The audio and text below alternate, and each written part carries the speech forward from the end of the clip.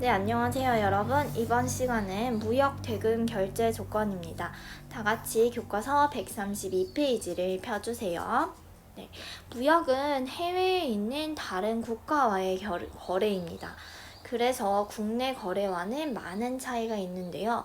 그 중에 가장 큰 차이점 중 하나가 바로 결제 방식입니다. 국내 거래 같은 경우에는 직접 내 눈으로 물건을 보고 현장에서 돈을 지불하고 사올 수 있지만 무역은 격지 간의 거래이기 때문에 그 부분에 어려움이 있습니다. 따라서 당사자에 대한 서로에 대한 신용이 매우 중요하죠. 그리고 안전하게 대금 결제가 이루어질 수 있도록 여러 가지 대금 지급 시기와 결제 방식이 존재하고 있습니다. 이번 시간에는 대금 지급 시기를 기준으로 어떠한 결제 방식들이 있는지에 대해서 어떠한 결제 조건들이 있는지에 대해서 살펴보도록 할게요. 네, 대금 지급 시기, 거래 상대방의 신용도, 거래 금액의 크기, 그리고 회사의 재정 상태, 수수료 및 이자 등을 감안해서 다양한 결제 방법과 결제 시기 중에 적당한 것을 결정합니다. 우선 결제 시기는 크게 선지급과 동시지급, 그리고 133페이지에 나와 있는 후지급으로 나뉩니다. 여러분도 이 문자에서 느껴지는 게 있겠지만 말 그대로 선지급은 물품이 수입업자에게 도착하기 전에 미리 대금을 지급하는 것입니다. 즉, 물품이 도착하기 전에 물건을 인도받는 것은 선지급에 해당하게 돼요. 그러면 동시지급은 물품의 인도와 동시에 현금으로 지급하는 방식이 되겠죠. 그래서 물품의 인도와 동시에 대금 지급이 이루어진다. 그렇다면 후지급은 수입업자가 물품을 인수한 후에 그 다음에 대금을 지급하는 방식입니다. 인수한 다음에 대금을 지급하는 방식이다. 그래서 우리가 흔히 알고 있는 외상 있죠? 네, 일종의 외상 매매에 해당한다고 볼 수 있습니다. 여러분, 이 선지급, 후지급, 동시지급 세 가지 중에 수출업자에게 가장 유리하고 수입업자에게 가장 유리한 방식이 있습니다. 수출업자는 물건을 보내고 대금 결제를, 즉 돈을 받는 입장이죠. 수출업자는 돈을 빨리 받는 게 좋을까요? 아니면 나중에 늦게 받는 게 좋을까요? 네, 당연히 수출업자 입장에서는 돈을 빨리 받는 게 좋겠죠. 그래서 세 가지 방식 중에 선지급이 수출업자에게는 가장 유리한 방식입니다.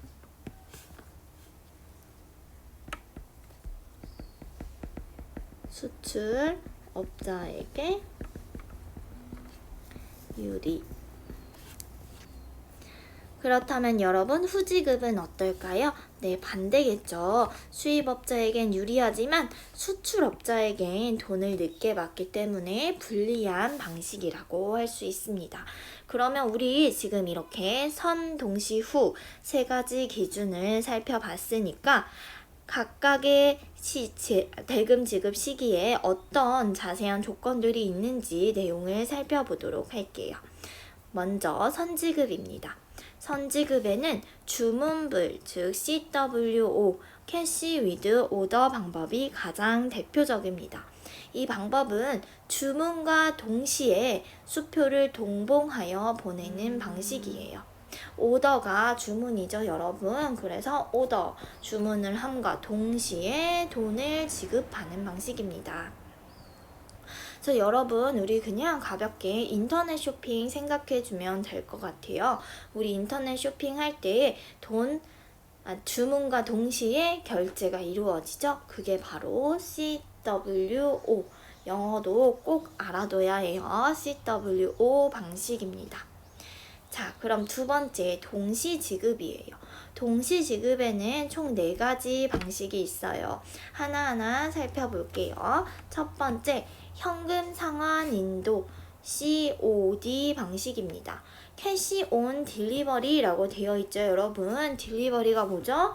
배달이죠. 즉 물건이 수입업자에게 도착하면, 목적지에 도착하면 물품의 인도와 동시에 현금으로 결제하는 방식에 해당합니다. 이 방식은 송금 방식에 해당해요. 우리 다음에 오프라인 시간에 대금의 결제 방법에 따라 송금, 추심, 신용장 세 가지 방법으로 나뉜다라는 거 배우게 될 텐데요. 그중 송금에 해당하는 방식입니다. COD 꼭 기억해 주세요.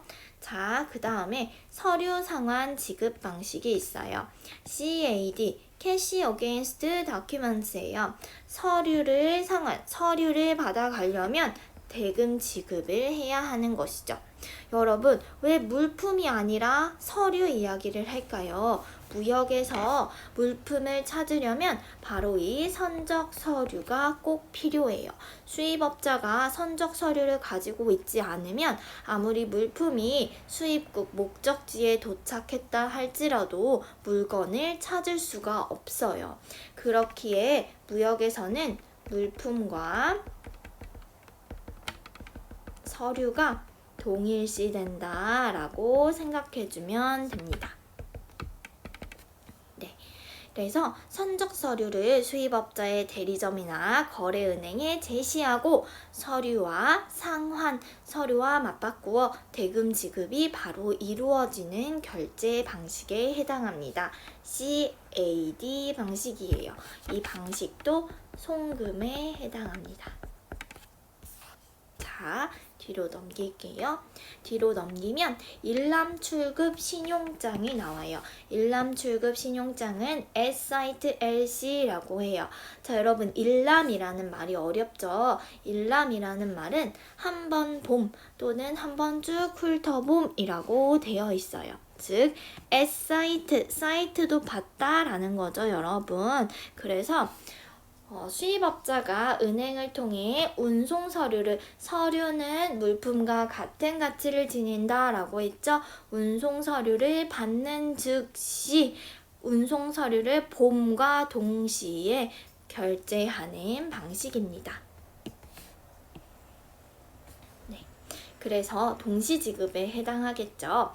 신용장 같은 경우에는 오프라인 시간에 다시 한번 자세하게 설명하도록 할게요. 자, 우리 여기에는 일단 줄치고 넘어갈게요. 은행이 지급을 보증한 신용장. 간단하게 말하면요, 여러분, 신용장은 우리 무역거래는 아무래도 대금 지급을 받지 못하면 어떡하지 하는 위험성이 있다고 했죠. 바로 이게 신용의 문제입니다. 이 신용의 문제, 서로가 서로를 믿지 못하고 처음 거래하는 경우에는 단골일 경우에는 문제가 되지 않는데 보증이 되지 않은 거래처일 경우에는 신용장이라는 것을 개설해서 거래를 하기도 해요. 근데 이 신용장이라 함은 수입국에 있는 은행이 수입업자의 지급을 보증하는 것입니다. 수입업자가 돈을 주지 못하더라도 은행이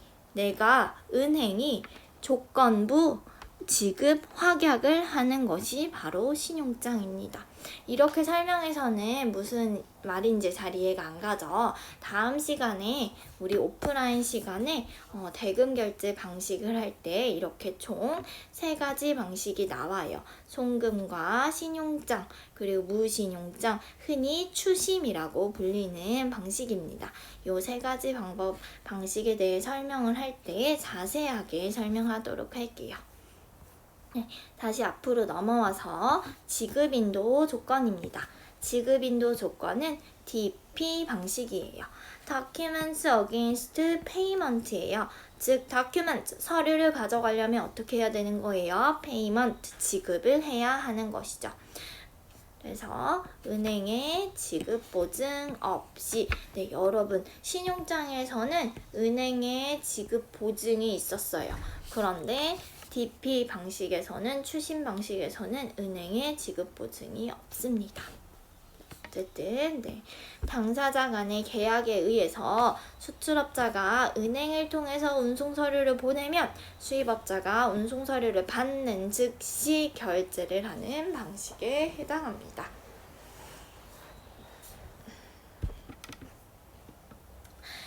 마지막으로 여러분 후지급이에요. 후지급은 물품을 인수하고 난 다음에 그 후에 돈을 지급하는 방식이라고 했죠. 그래서 외상 거래에 해당해요. 첫 번째 기안부 신용장이 있습니다. 유산스 LC라고 해요. 은행이 지급 확약한 신용장은 여러분 모두 은행에 지급 확약이 있습니다. 은행에 지급 확약이 존재해요. 그래서 수입업자가 은행을 통해서 운송 서류를 받은 뒤 일정한 기일이 되면 만기일이 되면 그때 후에 결제하는 방식입니다. 여러분 계속 말하지만 운송 서류는 물품과 같은 가치를 지닌다고 했죠? 그래서 운송 서류를 받으면 물품을 받은 것이라고 생각해주면 돼요. 운송 서류를 받은 뒤 일정한 기일이 되면 그때 결제를 하는 방식에 해당해요. 다음은 인수-인도 조건이에요. DA라고 불려요. Documents Against Acceptance예요. 아까 DP 방식, 동시지급인 DP 방식에서는 document, 서류를 가져가려면 어떻게 해야 됐어요? payment, 지급을 해야 했어요. 그래서 동시지급에 해당하는데 얘는 document acceptance예요. 은행에 지급 확약 없이 당사자 간의 외상으로 거래를 하는 방식이에요. 수출업자가 은행을 통해서 운송 서류를 전달을 하는데 수입업자가 운송 서류를 받은 날로부터 즉시 페이먼트 지급을 하는 것이 아니라 서류를 acceptance 인수만 해가고 일정한 기일이 지난 후에 결제를 하게 되는 방식입니다. 그래서 예를 들어 DA 30days라고 써있죠. 그러면 인수 후 30일 지급 이렇게 해석하면 되는 거예요. 자, 그 다음에 세 번째 중장기 연불 조건이에요. 중장기 연불 조건은 물품의 선적 또는 인도 후 일정 기일 안에 송금하는 방식입니다. 그래서 우리 흔히 TT 30 days after shipment 이라고 표시를 해요. 여러분 TT는 전신환 송금 방식이에요.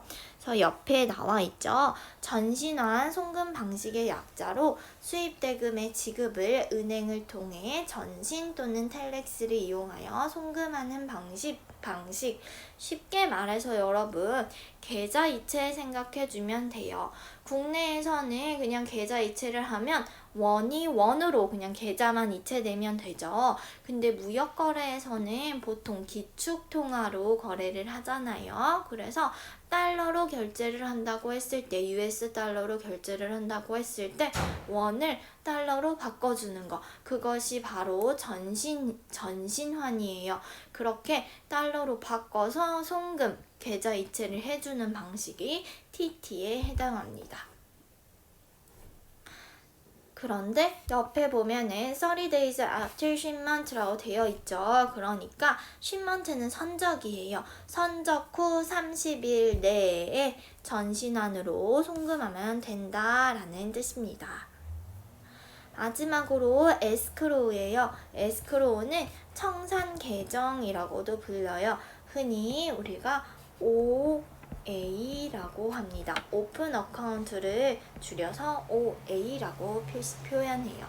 그래서 상계 계약에 의해서 일정한 기간마다 채권 채무, 예를 들어 내가 너한테 줄 돈은 100만 원이고 너는 나한테 줄 돈이 80만 원이야. 그러면 이거 상계 처리해서 채권 채무 모두 정산해서 나머지 잔액 20만 원만 결제하자라고 하는 방식이 바로 OA 방식입니다.